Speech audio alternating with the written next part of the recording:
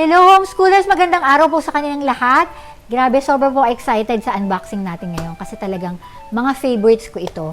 I still remember mga 14 years ago, the first thing that I really look for to start my homeschooling is the right Bible books for my kids. And this has really helped us a lot, me a lot, specifically for my family, na magagandang books na binabasa ko sa kanila day and night, na walang kasawa-sawa. These are good truths na non-intimidating books but at the same time malalim siya na pwede mong talagang ibigay o ipamana sa anak mo. Ito, hindi lang to pang homeschoolers, pang lahat. So I hope you will enjoy this unboxing and help us or help me to be able to really evaluate this as well. Okay? Sige, let's start. Ito po ang mga Bibles that you could be able to use in your homeschooling curriculum.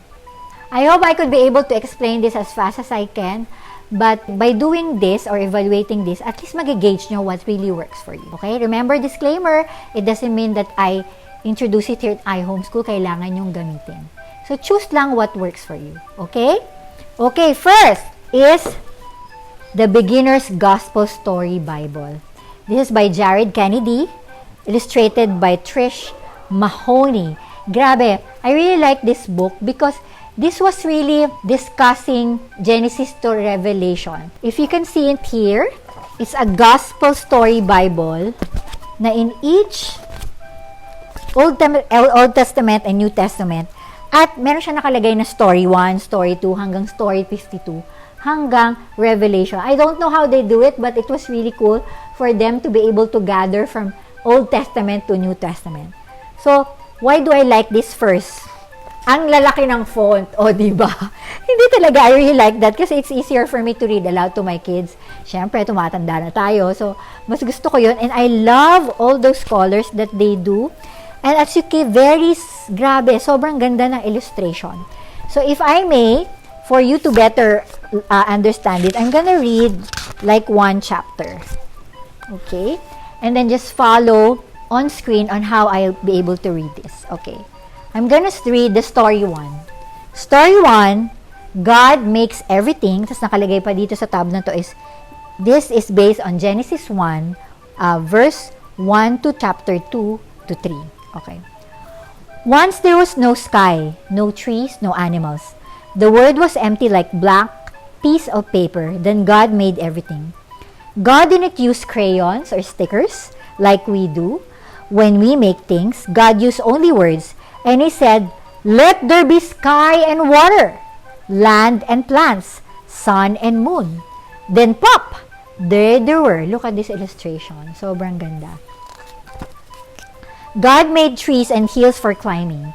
He made lakes and oceans for swimming. He made nuts and raspberries and apples and everything good to eat. Then God made all of the animals, birds to fly in the clouds, fish to swim in the water, goats to climb on the mountains, monkeys to swim on the trees. So everything that I just told you, nandito lahat yung pictures.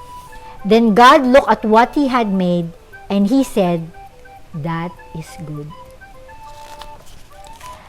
God wasn't done. He saved His most special creation for last. Do you know what was missing? Us. There were no mommies and daddies, no sisters and brothers, no friends.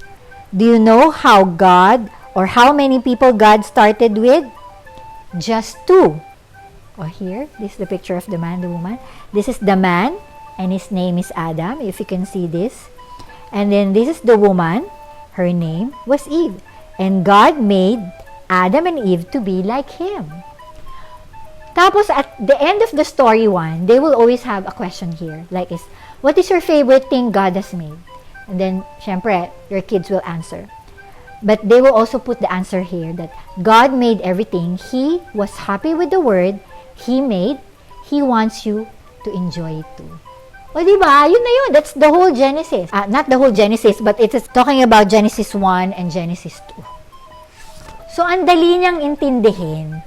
It's really relevant to a child na hindi mo kailangan gumamit ng mga highfalutin words for you to understand. And that's it. I really like this one. Okay, that's number 1. The Beginner's Gospel Storybook.